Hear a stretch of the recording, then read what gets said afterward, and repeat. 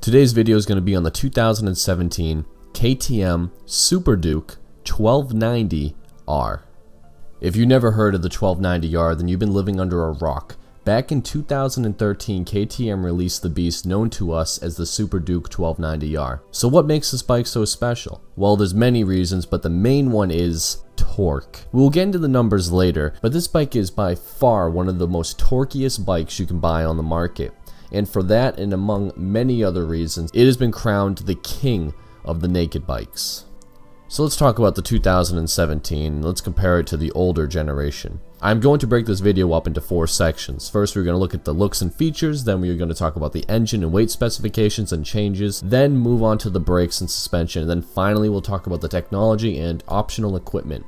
And then after that, I will give my opinions on the bike. So let's jump right into the looks here. KTM has changed the headlight into a more modern LED headlight and has daytime running lights that were updated. The whole front end looks crazy, like something out of an alien movie. They also changed up the bodywork to make it look even sharper than before by adding tank spoilers and a new air intakes. The handlebars are also slightly wider and have been moved further forward to give this bike better handling for sport riding. You can also have this bike in any color you want as long as it's black. So now we discuss everybody's favorite topic, power, which the old KTM was not lacking at all. However, the new 1290R has increased the horsepower out of its 1301cc V-twin engine from 170 brake horsepower up to 177 brake horsepower. Torque has been also improved to 103 foot-pound, which last year it only had 99 foot-pound. Not only is this engine stronger, but it's also smoother as well, thanks to some tweaks that KTM had made to the resonator and other small adjustments. All of this is possible thanks to the following changes. 10mm shorter intake flanges, which is responsible for widening the power band by 500 RPMs. The new titanium inlet valves, which have increased the compression ratio to 13:6 to 1. They also weigh just 19 grams less than the older steel valves. Updated resonator chambers to the cylinder head, which will help polish the torque in the lower to mid-range RPMs. The new powertrain runs smoother altogether, which will result in less fuel consumption and better emissions, which I know we all care so much about. The exhaust system is all new and is made entirely from stainless steel and is Euro 4 compliant. Don't worry, you can still rip it off and add your Acura exhaust later.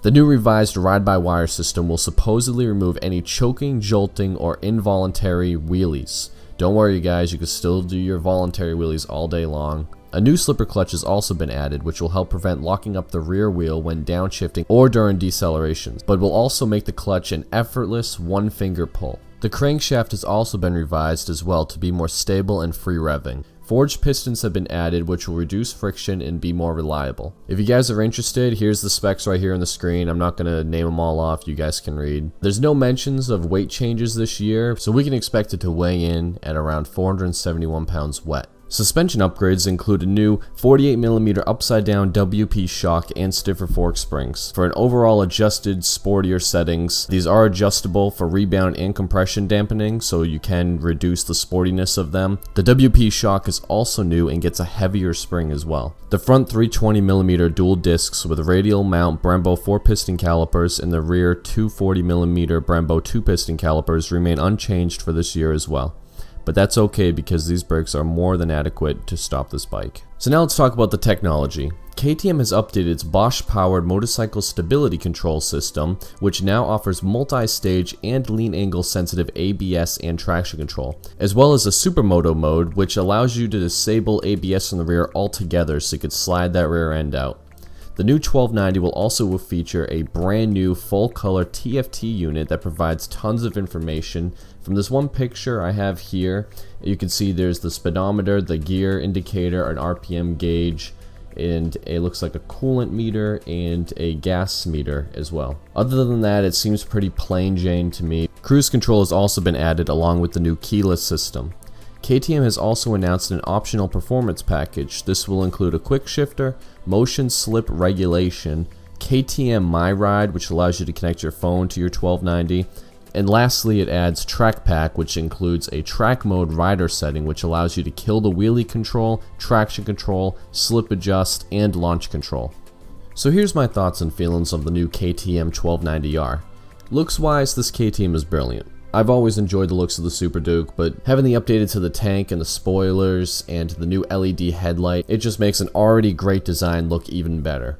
Although KTM has made the ride more sporty and less comfortable, I suppose, it is still going to be a really comfortable bike that is more than capable in the twisties. I kinda wish that the TFT display included a lean angle, brake meter, and an acceleration meter, kinda like the RSV4 and the R1. And another thing too with the TFT display, it really does look kinda plain. I mean, honestly, I'd kinda prefer the gauges over the TFT display if it's gonna look like this. KTM hasn't even released an official picture of the TFT display, so I'm not gonna really judge them too much on it until they do that, but if it looks like it does in this video, which I'm pretty sure it does, then I'm gonna say that it's kinda nothing special, and I don't know, just not a fan of it.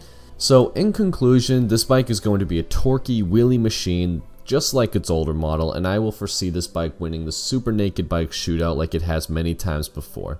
If you enjoyed this video, then please leave a like and subscribe. If you want to see more videos similar to this one, I make a new video every single week. Anyway guys, thank you so much for watching. I hope you all have a wonderful day. Take care. Bye-bye. Let me live my life, the one I'd better lead. All the blondes of fantasies, and we looked at them 11 ways. You said, look at me, I looked away, and you wrote the song I wanna play.